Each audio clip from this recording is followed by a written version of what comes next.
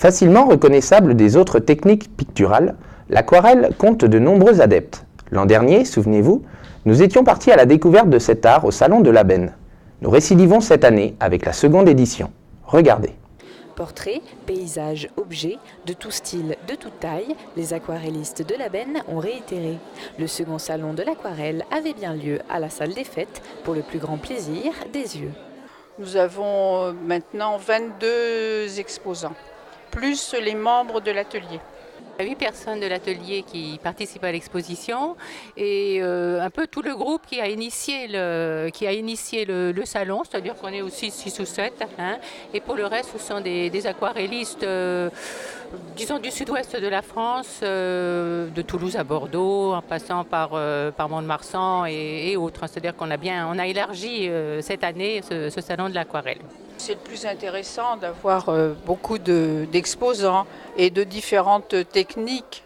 C'est surtout ça qui est très intéressant.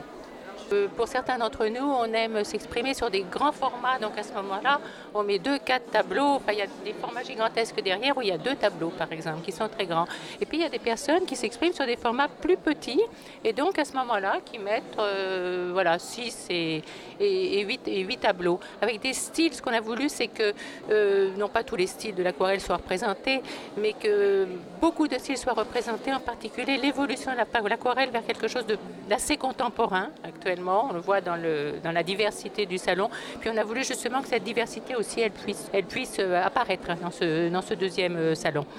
Alors que l'an dernier, l'invité d'honneur était Anne Larose avec ses objets du quotidien, cette année, venue de Bordeaux, Patty Baker fait découvrir son univers rythmé et coloré. J'ai choisi une 14 aquarelles en essayant de faire des petits thèmes pour montrer un peu mon univers. À la fois les fleurs, que j'ai voulu un peu plus originales que ce qu'on voit d'habitude, les scènes de marché, parce que j'aime bien où il y a du monde, et puis aussi des paysages un peu différents, parce que j'aime bien la nature.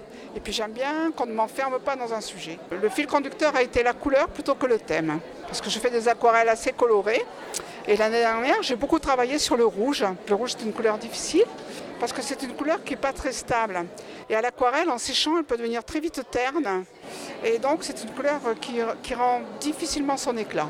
Et comme j'aime bien les challenges et l'aventure, voilà, je vais travailler sur le rouge.